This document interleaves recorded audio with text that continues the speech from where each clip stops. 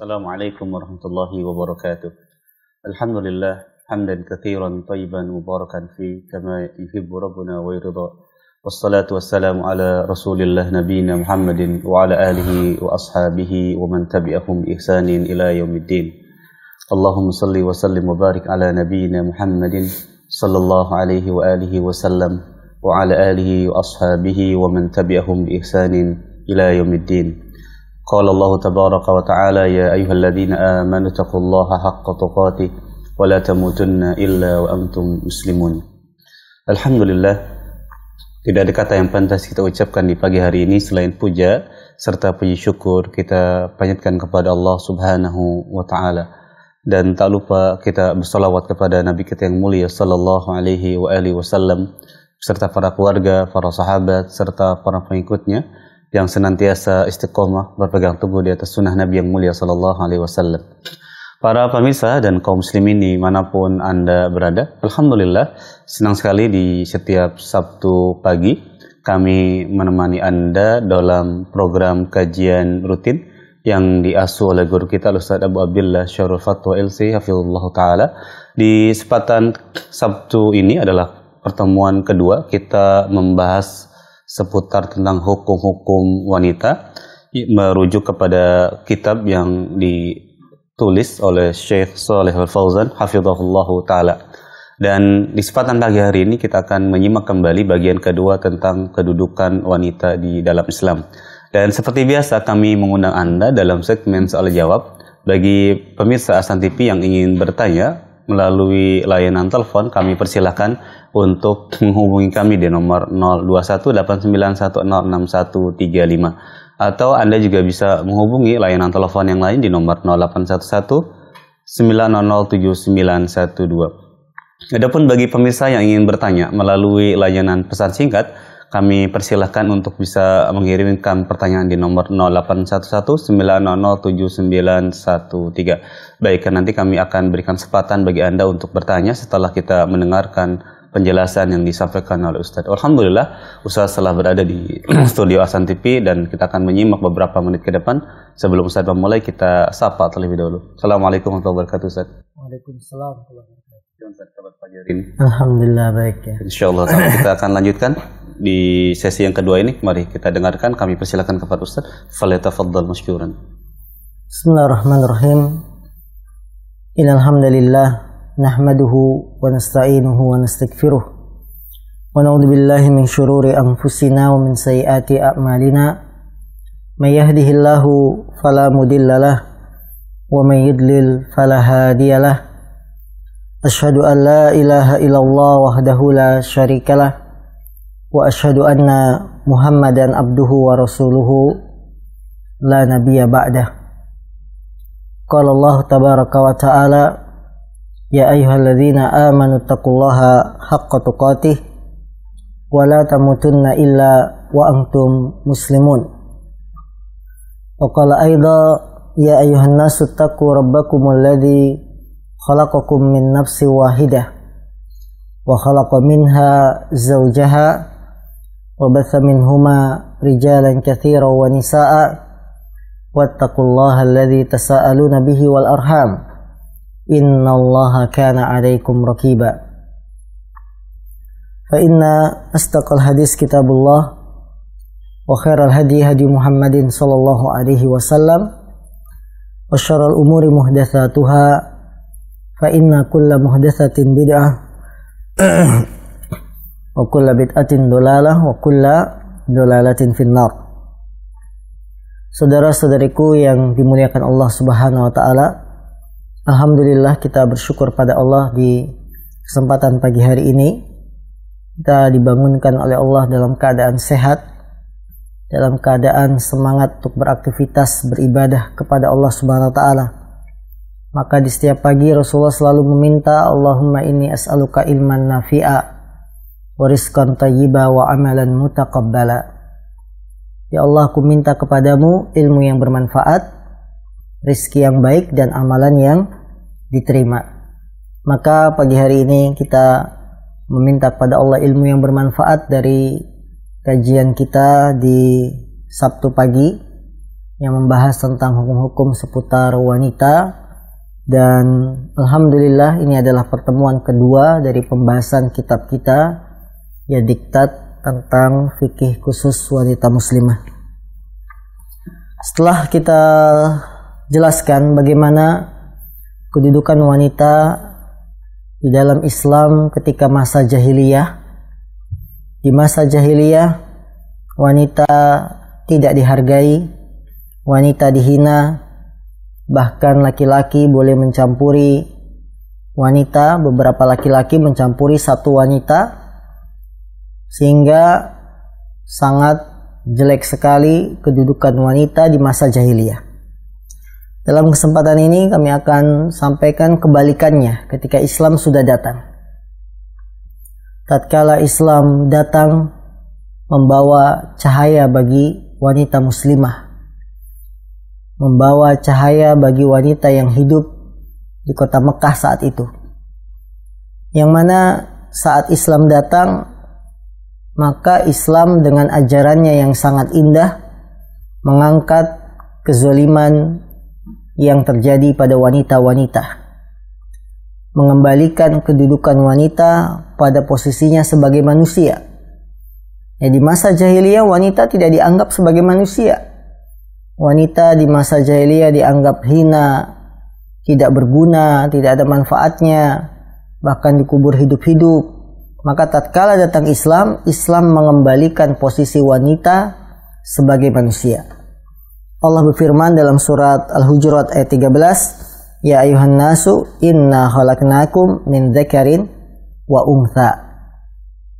Wahai sekalian manusia, sungguhnya kami telah menciptakan kalian min dzakarin wa untha, dari golongan laki-laki dan wanita.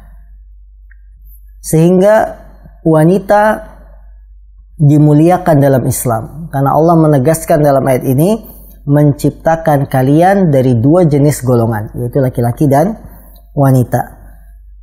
Bahkan di dalam syariat wanita diajak untuk bersama-sama menjalankan agama ini.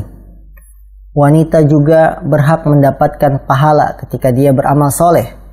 Wanita juga berhak mendapatkan dosa, ancaman, hukuman ketika meninggalkan amal soleh.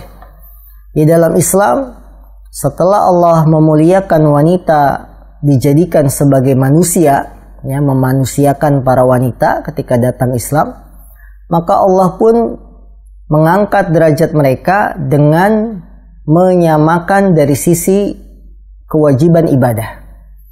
Bila laki-laki wajib beribadah, wanita juga wajib beribadah. Jika laki-laki beramal soleh dapat pahala, wanita juga ketika beramal soleh dapat pahala. Sebaliknya pun demikian. Ya, kalau laki-laki berbuat dosa dapat hukuman, maka wanita pun demikian. Ketika bermaksiat, dia pun dapat dosa, dapat hukuman. Allah SWT berfirman dalam surat An-Nahl ayat 97, Man amila salihan min dzakarin aw untha wa huwa mu'min falanuhyiyannahu hayatan thayyibah wa lanajziyannahum ajrahum bi ahsani ma kanu ya'malun. Barang siapa yang beramal saleh dari kalangan laki-laki atau wanita dan dia dalam keadaan beriman, maka akan kami berikan kehidupan padanya, kehidupan yang baik, dan akan kami balas mereka dengan pahala, ya, bi ahsani ma kanu ya'malun, karena sebab perbuatan baik yang mereka kerjakan. Allah juga berfirman, li yu'adziballahu al-munafiqina wal munafiqat wal musyrikina wal musyrikat. Dan Allah akan menyiksa laki-laki yang munafik, begitu pula wanita-wanita yang munafik. Allah pun akan menyiksa laki-laki yang berbuat syirik dan wanita-wanita yang berbuat syirik. Hal ini dua ayat sangat jelas bahwa wanita diikut sertakan dalam hal pahala dan siksa. Ketika mereka beriman, beramal soleh, ya, man amila salihan min dzakarin aw untha wa huwa mu'min, apa balasannya? Falanuhyiyannahu hayatan thayyibah. Jika mereka beriman, mereka beramal soleh, maka Allah akan berikan penghidupan yang baik. Kemudian Allah akan balas dengan pahala yang terbaik. Sehingga kalau zaman jahiliyah, wanita itu tidak berguna, tidak bermanfaat, dilecehkan. Di saat Islam datang, diangkat kedudukannya. Wanita dijadikan sebagai manusia yang ketika beramal dia dapat pahala, ketika berbuat maksiat dia dapat dosa dan hukuman. Kemudian juga sebagai bentuk pemuliaan kepada kaum wanita, Allah Subhanahu wa taala mengangkat derajat wanita dengan menjadikan para wanita berhak mendapatkan warisan dari suaminya yang meninggal. Allahu Akbar. Di zaman jahiliyah tidak pernah ada ceritanya istri dapat warisan dari suami. Bahkan warisan itu bisa hilang begitu saja dan istri tidak mendapatkan bagian apapun. Nol tidak dapat warisan dari suami yang meninggal. Tapi Islam, ketika suami meninggal, maka istri berhak mendapatkan warisan dari suaminya. Maka ini adalah salah satu bentuk pemuliaan Islam dalam memuliakan wanita. Allah berfirman, "Lirijali nasibum mimma tarakal walidan wal aqrabun walin nisa'i nasibum mimma tarakal walidani wal aqrabun." Bagi anak-anak laki-laki mereka mendapatkan bagian dari apa yang ditinggalkan oleh kedua orang tuanya dan kerabatnya. Walin nisa, dan bagi anak-anak wanita juga nasibun, dia mendapatkan bagian dari apa yang telah ditinggalkan oleh kedua orang tua dan kerabatnya. Allahu Akbar. Jadi betapa mulianya wanita ketika datang Islam. Karena itu salah satu faktor penarik wanita-wanita berbondong-bondong masuk Islam, karena mereka lebih dihargai. Karena mereka dihargai, dijadikan manusia di dalam Islam. Tidak sebagaimana masa-masa jahiliyah, wanita terhina, wanita dizolimi, tidak dapat warisan dan seterusnya. Tapi ketika Islam datang, wanita berhak mendapatkan ini semua. Kemudian juga bentuk pemuliaan Islam terhadap kaum wanita adalah dalam bab pernikahan, yang mana Allah membolehkan para suami untuk menikahi wanita terbatas hanya 4 istri. Terbatas hanya berapa? 4 istri. Jadi seorang laki-laki di dalam Islam hanya boleh menikahi 4 orang wanita. Tidak boleh lebih. Tidak boleh lebih. Tentunya dengan syarat-syarat yang ketat. Dia mampu adil, dia mampu memberi nafkah, mampu berbuat baik. Ini syarat-syarat bagi orang yang ingin poligami atau ta'addud, memiliki istri lebih dari 1. Nah, tentunya ini lebih baik keadaannya dibandingkan saat wanita hidup di zaman jahiliyah. Bisa dibayangkan ketika di zaman jahiliyah, para laki-laki bebas untuk menggauli wanita-wanita yang dia inginkan. Bahkan memiliki istri lebih dari 4 itu suatu yang wajar di masa jahiliyah. Karena itu para sahabat ketika mereka masuk Islam, mereka bertanya pada Nabi SAW, "Wahai Rasulullah, saya punya 10 istri."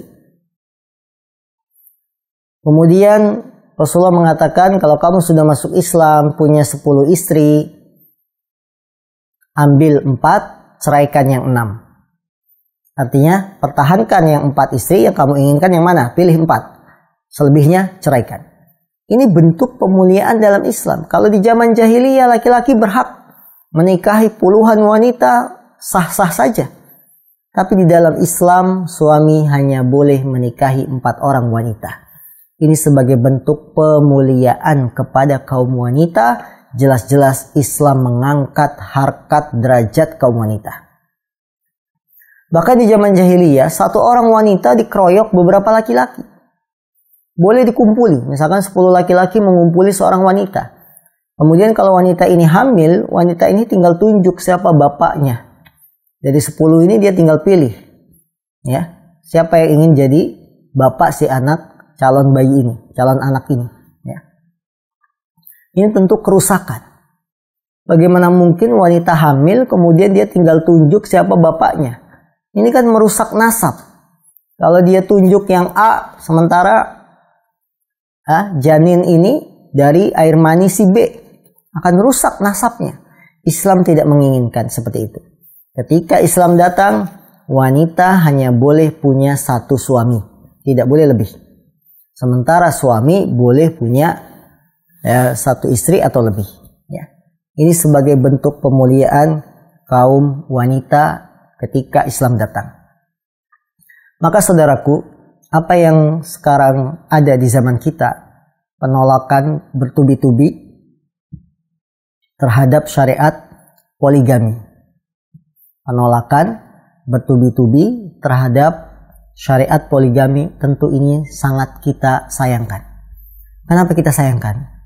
Keadaan wanita yang mereka punya suami, kemudian suaminya ingin poligami, itu sudah lebih baik daripada keadaan mereka saat masa jahiliyah.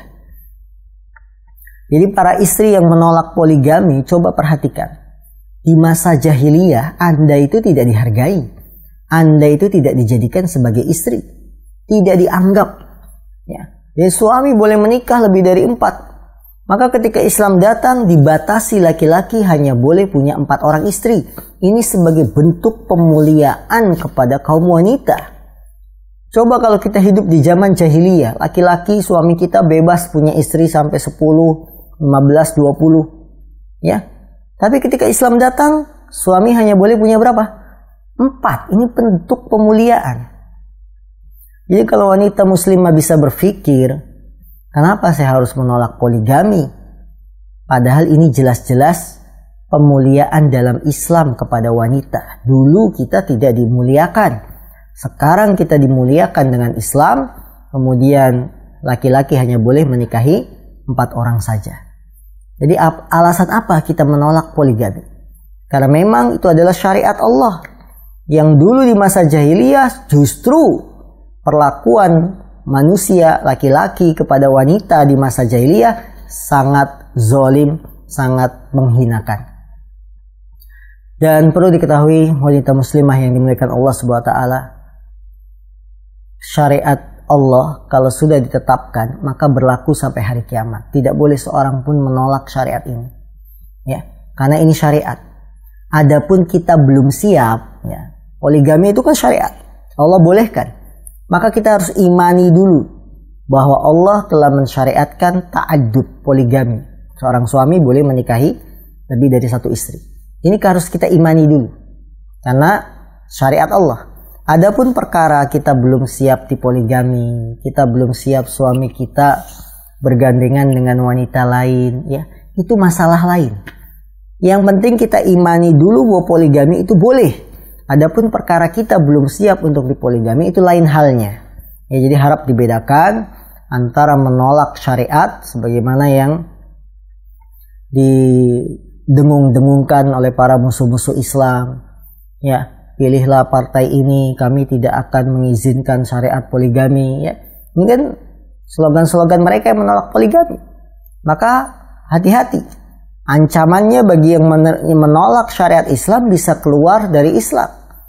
Tapi kalau ukhti muslimah, kaum muslimin, wanita muslimah dimanapun Anda berada, Anda yakin syariat poligami itu boleh, dibolehkan Allah, cuma saya belum siap, itu tidak ada masalah. Kemudian bentuk pemuliaan juga terhadap kaum wanita adalah ketika para suami diperintahkan berbuat baik kepada istri. Allah berfirman, wa'ashiruhunna bil ma'ruf. Wa'ashiruhunna bil ma'ruf. Dan pergaulilah para istri, para kaum wanita dengan cara yang baik. Bagaimana di masa jahiliyah wanita tidak diperlakukan baik. Bahkan anak perempuan saja belum gede sudah dikubur hidup-hidup. Di masa jahiliyah seorang istri boleh dinikahi oleh anak laki-lakinya. Coba lihat. Ya. Kebejatan, kehancuran yang paling hancur. Wanita jadi istri, kemudian melahirkan anak laki-laki. Ketika anak laki-lakinya ini besar, ya, kemudian suami atau bapaknya meninggal, maka si anak laki-laki bisa mewarisi ibu kandungnya. Boleh dinikahi.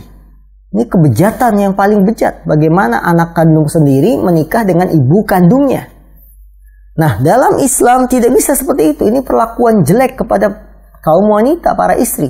Maka ketika Islam datang, Islam memerintahkan para suami, wa'ashiruhunna bil ma'ruf. Pergaulilah para istri dengan cara yang bijak, yang baik. Apakah termasuk kebaikan ketika anak kandung laki-laki boleh menikahi ibu kandungnya? Bukan kebaikan. Maka Islam memuliakan wanita. Ya, kita diperintahkan mempergauli istri dengan baik, berkata-kata lembut, bersikap lembut, ya. Karena wanita diciptakan dari tulang rusuk yang bengkok. Ini pemuliaan kepada kaum wanita. Belum lagi ketika akan menikahi wanita, laki-laki harus memberikan mas kawin, mahar. Karena Allah berfirman, wa atun nisaa saduqatihinna nihlah. Dan berikanlah kepada para wanita-wanita mahar-mahar mas kawin mereka. Ya, ini kan memulia. Dulu boro-boro istri punya duit, mas kawin aja nggak dapat. Suami meninggal tidak dapat warisan. Tapi sekarang wanita bisa punya uang. Dari mana didapat? Pertama, ketika awal nikah dapat mas kawin dari suami. Ya. Kedua, nanti kalau misalkan Allah menakdirkan suaminya meninggal, si wanita bisa dapat warisan dari peninggalan suami. Allahu Akbar. Betapa indahnya syariat Islam mengangkat harkat derajat wanita muslimah.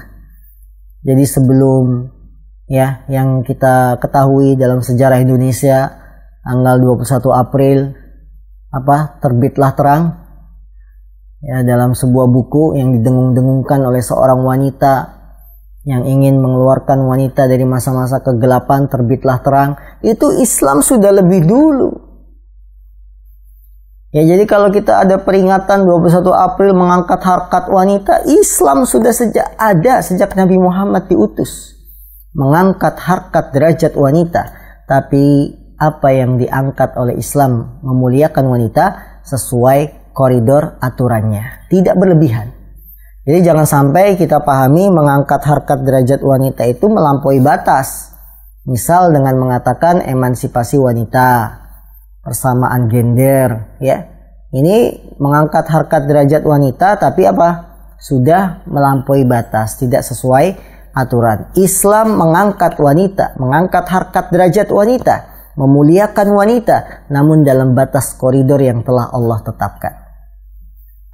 Inilah saudara-saudaraku yang dimuliakan Allah SWT, bagaimana pemuliaan Islam terhadap kaum wanita ketika Islam telah datang, ketika Islam menghapus masa-masa jahiliyah.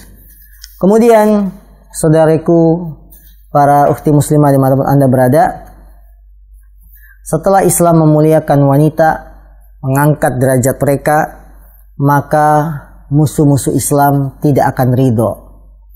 Musuh-musuh Islam pada hari ini dari kalangan orang-orang kafir, orang-orang munafik, orang-orang yang di dalam hati mereka ada penyakit, berusaha mengeluarkan wanita dari kemuliaannya. Jadi kalau di masa jahiliyah wanita terhina, kemudian datang Islam wanita jadi mulia. Nah, ketika harkat martabat wanita di mata Islam diangkat, ini orang kafir nggak akan ridho. Orang kafir, orang munafik nggak ridho. Bagaimana? Mereka punya usaha untuk mengeluarkan wanita dari kemuliaannya. Mereka berusaha mengeluarkan wanita dari kedudukan yang mulia. Musuh-musuh kafir sehingga dengan tujuan ini menggunakan berbagai cara agar wanita keluar dari kemuliaan Islam. Mereka menghembuskan hal-hal yang bisa menarik hati wanita keluar dari aturan Islam. Contoh, mereka memerangi wanita muslimah dengan fashion, pakaian. Wanita muslimah di masa jahiliyah kan terhina, kemudian diangkat oleh Islam. Diberikan aturan, karena sudah diangkat, dimuliakan oleh Islam, wanita diberikan aturan pakai jilbab lebar. Ya, yudnina alaihinna min jalabibihin, agar mereka menurunkan jilbab-jilbab mereka, menutupi dada-dada mereka. Ini kan pemuliaan Islam. Nah, musuh-musuh Islam tidak senang melihat wanita itu mulia. Maka mereka menghembuskan berbagai cara agar mengeluarkan wanita dari kemuliaannya. Masuk lewat pintu fashion, model. Akhirnya yang kita dapati sebagian wanita muslimah yang imannya kurang, mereka membuka aurat-aurat mereka.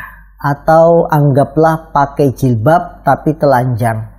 Kok bisa? Iya, karena jilbabnya pendek, bajunya ketat, menampakkan lekuk tubuh, bahannya tipis.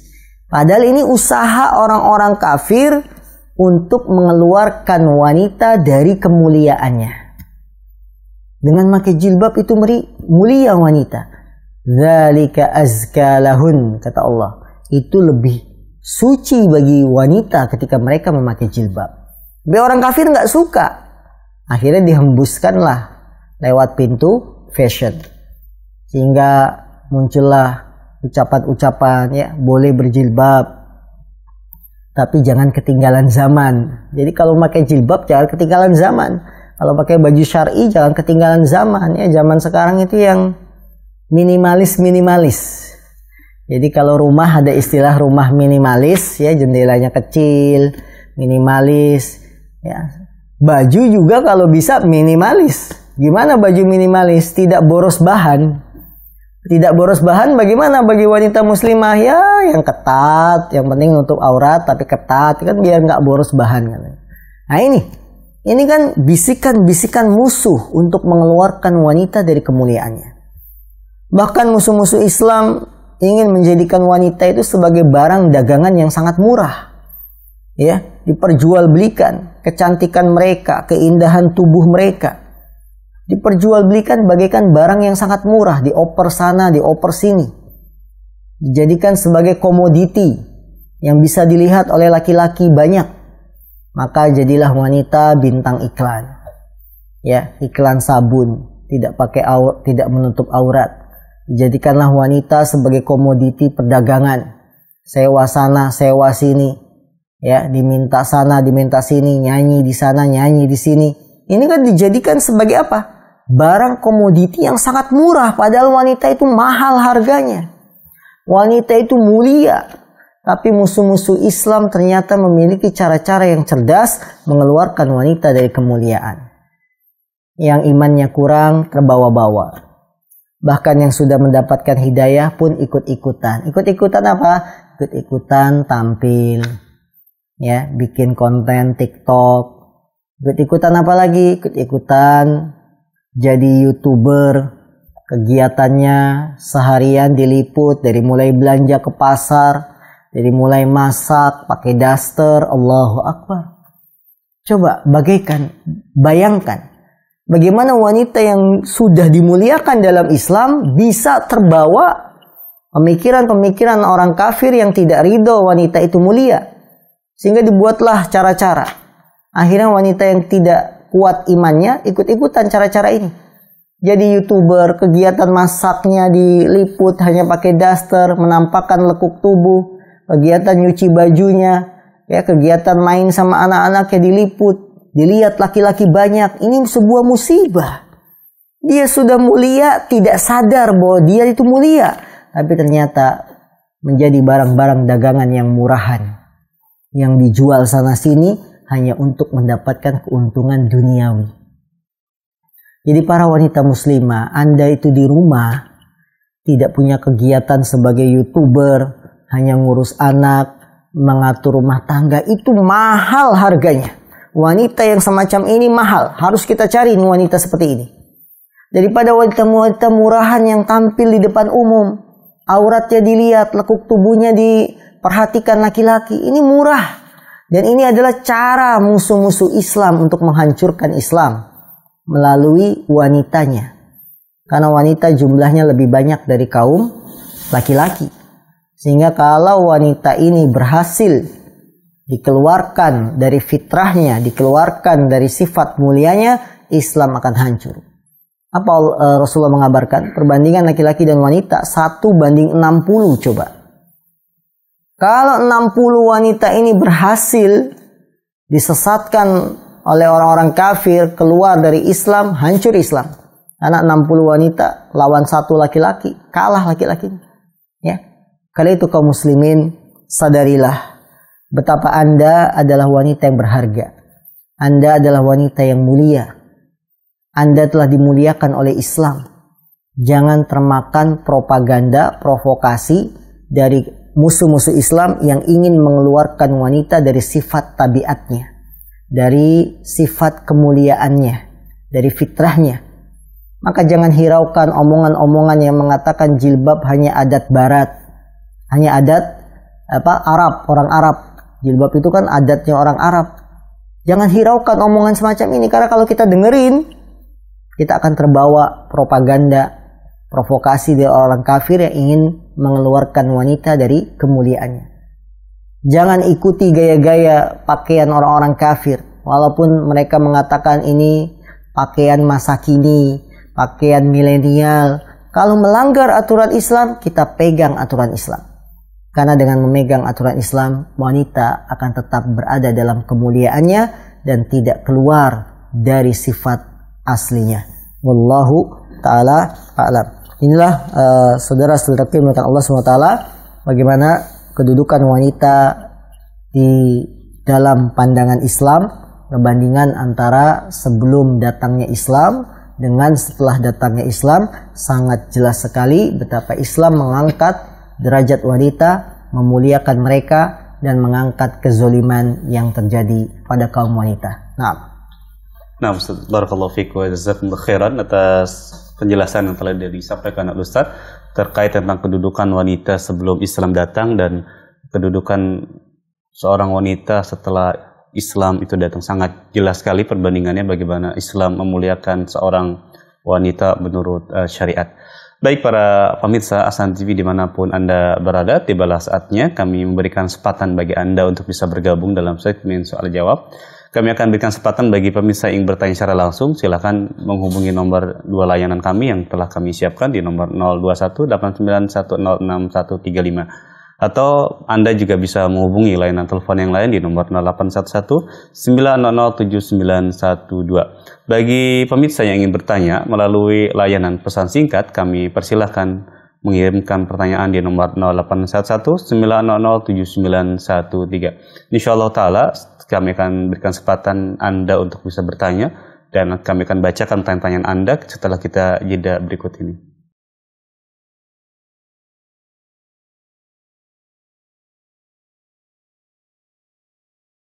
Pemirsa dan kaum muslimin dimanapun Anda berada, tiba saatnya kita masuk di segmen soal jawab. Kami persilakan bagi Anda yang ingin bergabung di pagi hari ini, yang ingin bertanya langsung dengan Ustaz Syarul Fatwa Hafizahullah Ta'ala, kami persilakan. Baik, kita terima dulu, sudah ada pemirsa yang ingin bertanya secara langsung, kami persilakan. Sudah terhubung, halo? Halo, kami persilakan. Ya. Masih terhubung? Halo. Ya, silakan. Ya, baik. Bismillah. Assalamualaikum warahmatullahi wabarakatuh. Waalaikumsalam warahmatullahi wabarakatuh. Bapak Saleh Haji di Bengkulu. Oh, baik Pak Saleh Haji. Baik, Ustadz. Semoga Ustadz, ya kru Ahsan TV, kita semua dan kaum muslimin diberikan kebaikan dan keselamatan di dunia dan di akhirat oleh Allah Subhanahu wa Ta'ala. Amin. Amin. Ustadz, maaf, Ana ingin bertanya di luar tema. Ini berkaitan dengan amal-amal yang membatalkan amal atau kufur atau keluar dari Islam gitu, yang perlu kita hindari, yang secara tidak sadar mungkin kita lakukan gitu Ustadz. Nah, kalau syirik kepada Allah itu jelas syirik besar yang kita bisa ketahui Ustadz. Tapi ada amalan-amalan lain mungkin Ustadz yang termasuk syirik kecil selain riya, begitu, selain riya yang disebutkan hadis, atau amal-amal apa yang bisa membatalkan amal kita atau keluar dari Islam. Pertanyaan yang terkait dengan itu, kalau amal kita itu terhapus begitu, kemudian kita tobat, apakah amal kita itu mulai dari nol lagi semacam itu Ustaz? Mohon penjelasan Ustaz. Syukron. Jazakumullah khairan. Barakallahu fikum. Wassalamualaikum warahmatullahi wabarakatuh. Waalaikumsalam warahmatullahi wabarakatuh. Sudah menyimak Ustaz? Silakan Ustaz. Baik saudaraku yang dimuliakan Allah SWT, tidak kita ragukan bahwa di dalam Islam itu ada istilah nawakidul Islam, pembatal-pembatal keislaman.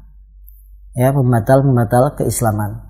Pembatal keislaman di sini maksudnya adalah amalan yang bila kita lakukan akan membatalkan keislaman kita. Contohnya adalah perbuatan syirik. Bila kita melakukan syirik, maka batal amalan kita, bahkan bisa mengeluarkan kita dari Islam. Allah berfirman, la in asyrakta la yahbatanna 'amaluk wa la takunanna minal khasirin.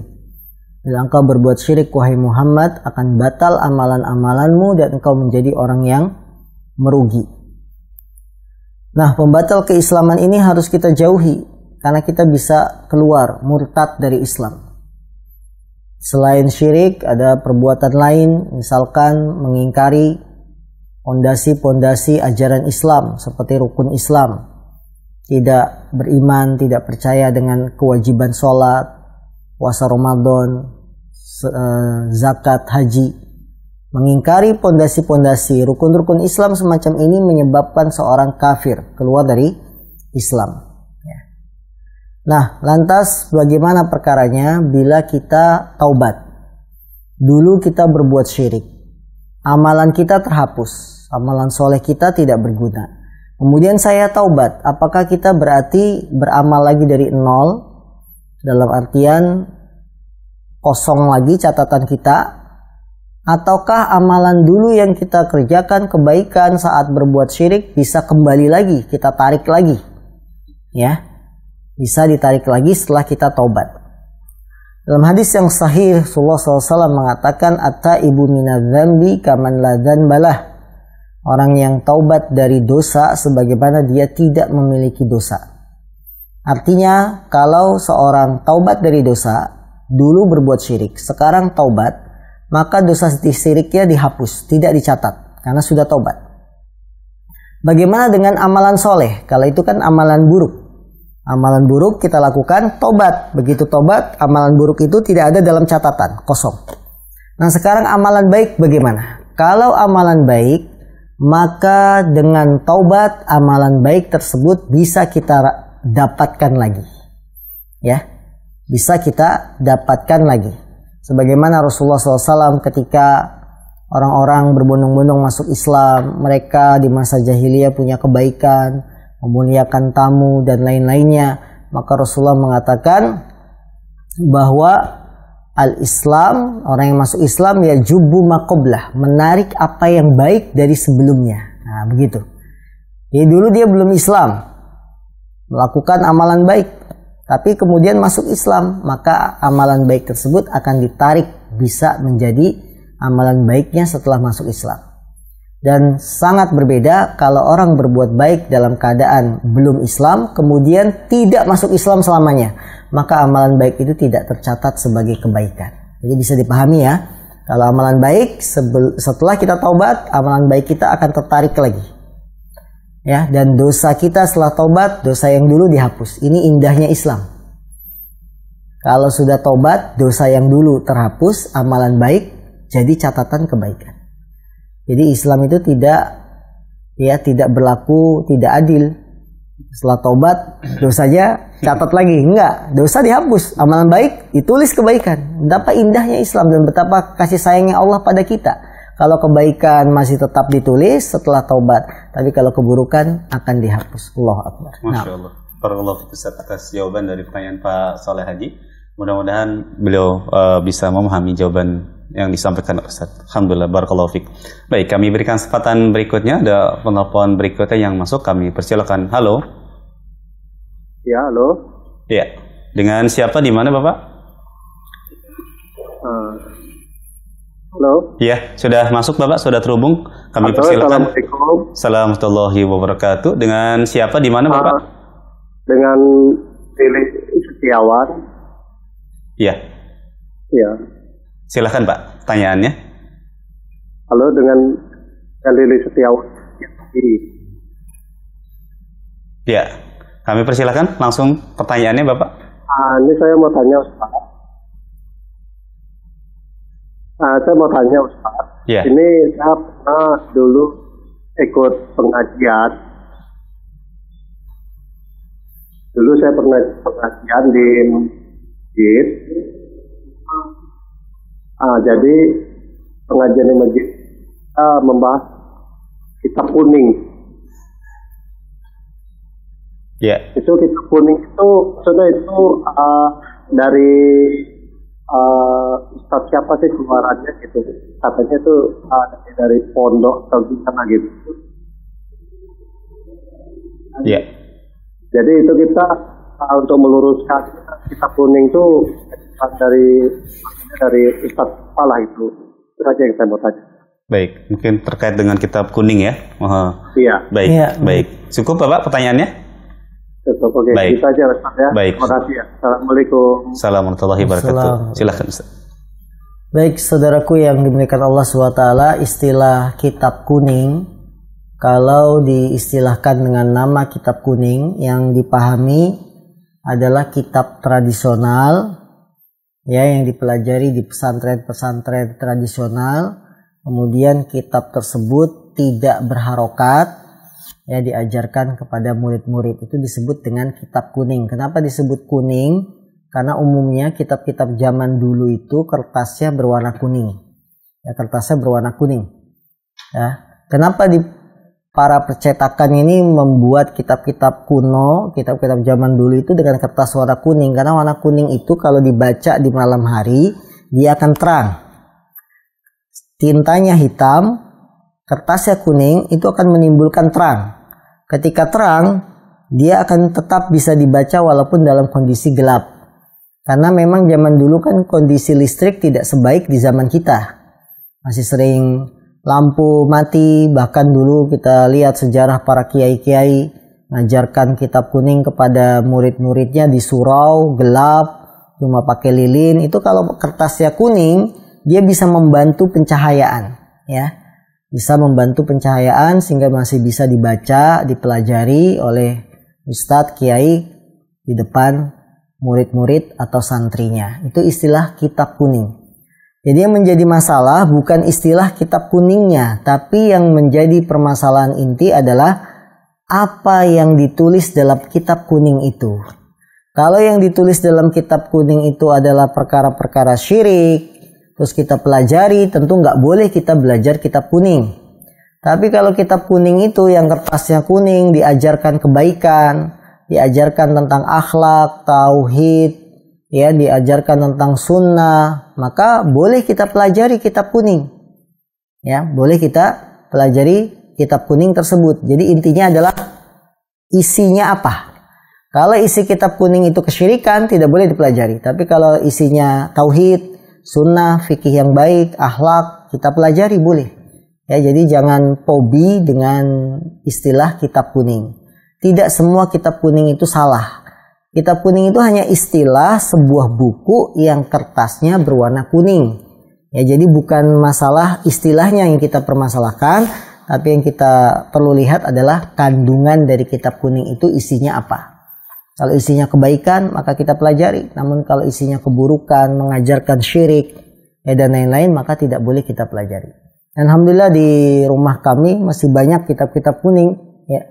Bahkan kitab kuningnya kertasnya itu sudah modern, kuning, tapi kuningnya tidak kuning kuat, ya, tidak kuning jingga. Kalau zaman dulu kitab kuningnya itu seperti masih jingga, dan saya masih ada kitab-kitab zaman dulu yang kuningnya itu kuning jingga, ya. Kalau sekarang kuningnya sudah kuning bagus, ya, cerah, kertasnya juga sudah HVS bagus. Nah, Ustaz, jazakallahu khairan atas jawaban dari Bapak yang bertanya tadi, mudah-mudahan bisa dipahami.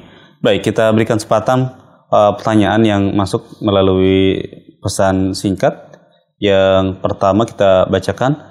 Assalamualaikum warahmatullahi wabarakatuh. Ustaz, bagaimana menyikapi tuduhan orang-orang yang berkata terkait poligami bahwa syariat poligami adalah mendiskreditkan bagi wanita karena hal itu membuat terjadinya banyaknya kriminalisasi terhadap wanita dalam berumah tangga dan memunculkan KDRT dalam rumah tangga. Mohon nasihat dari Ustaz tentang hal ini.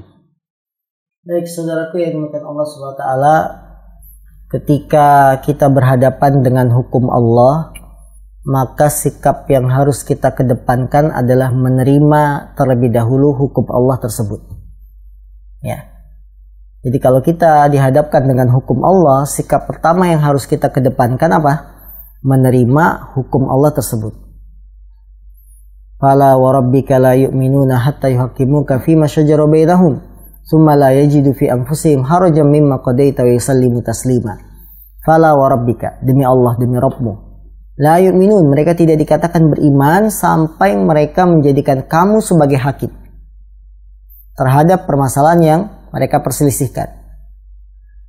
Kemudian tsumma la yajiduna fi anfusihim harajan mimma qadaita, kemudian mereka tidak mendapati dalam diri mereka keberatan dengan apa yang telah engkau putuskan. Ini sikap orang beriman.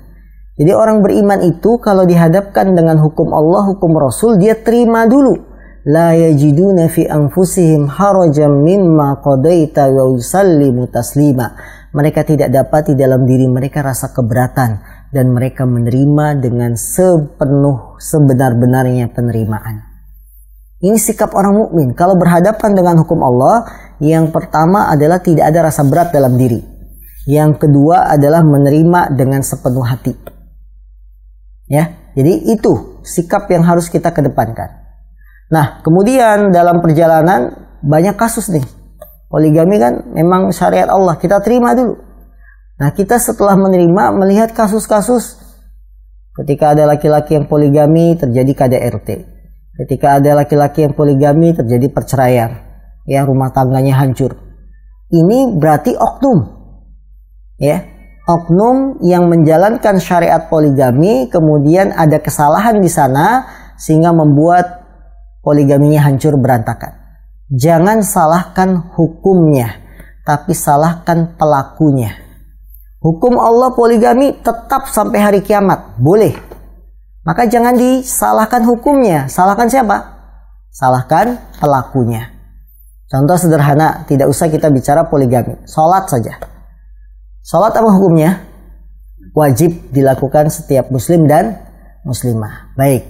Sekarang ada orang yang sholat tetap dosa. Melakukan maksiat. Kita salahin sholatnya apa kita salahin orang yang sholatnya? Salahkan orang yang sholatnya. Jangan hukum sholatnya yang dicela. Oh, sholat nggak ada manfaatnya, tidak membawa pengaruh. Itu buktinya teman saya sholat rajin ke masjid, tapi maksiat jalan terus. Udah nggak usah sholat, mendingan. Jangan salahkan hukum sholatnya, tapi salahkan orang yang sholatnya. Maka itu dalam Al-Quran, ketika Allah mencela orang-orang yang lalai dalam sholat, tidak disebutkan celakalah sholat. Enggak. Tapi apa? Wailul lil musallin. Celakalah orang-orang yang sholat. Fawailul lil musallin dalam surat Al-Ma'un. Ya. Celakalah orang-orang yang sholat. Jadi dalam masalah ini kita harus adil. Hukum Allah selama-lamanya baik. Sampai hari kiamat hukum Allah semuanya baik. Tidak ada yang buruk. Nah, ketika ada oknum-oknum yang salah dalam menjalankan hukum Allah, jangan dicela syariatnya, jangan dicela hukumnya, tapi celaklah pelaku-pelakunya. Dalam Islam dilarang ya mencuri. Tidak boleh kita mengambil harta orang tanpa hak. Kemudian kok ada orang muslim mencuri? Apakah adil kalau kita katakan Islam agama jelek, Islam tidak menghormati hak orang lain? Jadi yang dicela Islamnya, Islam tidak menghargai hak kepemilikan karena ada muslim mencuri. Jangan salahkan Islamnya, salahkan pelakunya. Karena dia mencuri tidak mengamalkan ajaran Islam. Ya, itu gambarannya. Begitupun dengan poligami, dengan melihat ada beberapa kasus ya dari poligami ini, ketidakadilan, diskriminasi wanita dan seterusnya. Jangan salahkan syariat poligaminya, karena syariat poligami baik sampai hari kiamat. Tapi salahkanlah pelaku-pelaku oknum-oknum yang salah dalam mempraktekkan syariat poligami. Nah, Ustaz, jazakallahu khairan atas jawabannya, mudah-mudahan bisa dipahami oleh yang bertanya. Baik, kita bacakan pertanyaan terakhir di kesempatan pagi hari ini.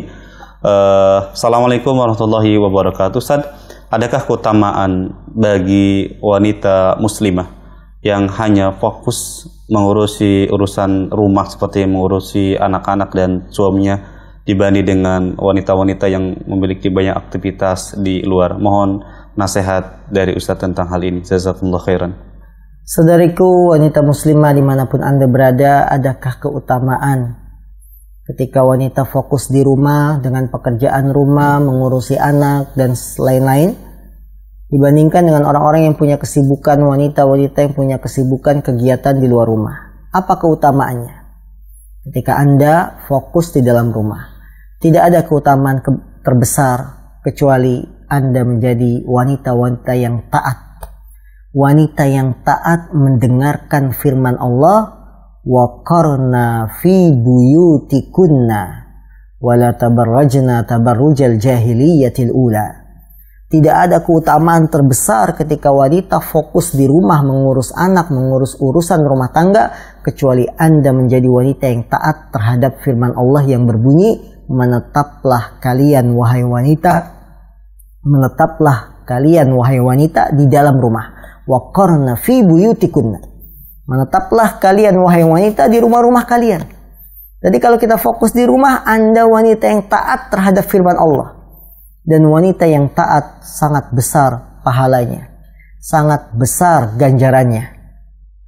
Ya, dalam hadis yang lain, idza shallatil mar'atu khamsaha wa shamat syahraha wa hafizat farjaha wa ata'at zawjaha qila laha udkhulil jannah min ayyi abwabil jannati syi'ti. Apabila wanita salat 5 waktu, puasa Ramadan, dia menjaga kemaluan, jaga kehormatan, dia di rumah tidak mau tampil di luar. Ya. Kemudian mentaati suami, apalagi suaminya bilang sudah kamu di rumah saja, tidak usah kerja, tidak usah ngajar, aku cukupi kebutuhanmu. Taat suaminya. 4 sifat kalau ada pada diri wanita, qila laha udkhulil jannah min ayyi abwabil jannati syi'ti. Maka wanita tersebut akan dikatakan, masuklah ke dalam surga dari pintu surga mana saja yang kamu inginkan. Allahu Akbar. Nah, Ustaz, barakallahu fiik wa jazakumullah khairan atas nasihat dan jawaban yang telah disampaikan oleh Ustaz. Mudah-mudahan bisa dipahami oleh seluruh kaum muslimin yang menyimak tayangan kajian di kesempatan pagi hari ini. Semoga Allah Subhanahu wa taala senantiasa memberikan keberkahan kepada Ustaz dan memberikan kesehatan kepada Ustaz untuk terus bisa memberikan nasihat kepada kita semua. Dan tak lupa kami ucapkan juga jazakumullah khairan kepada seluruh pemirsa Ahsan TV yang terus menyimak tayangan-tayangan kajian yang disiarkan secara langsung di studio Ahsan TV. Mudah-mudahan memberikan manfaat bagi kita semua. Amin ya rabbal alamin. Inilah yang bisa kami sampaikan. Mohon maaf jika ada kekurangan. Kami tutup dengan doa kafaratul majlis. Subhanakallahumma wa bihamdika asyhadu an la ilaha illa anta astaghfiruka wa atubu ilaik. Assalamualaikum warahmatullahi wabarakatuh.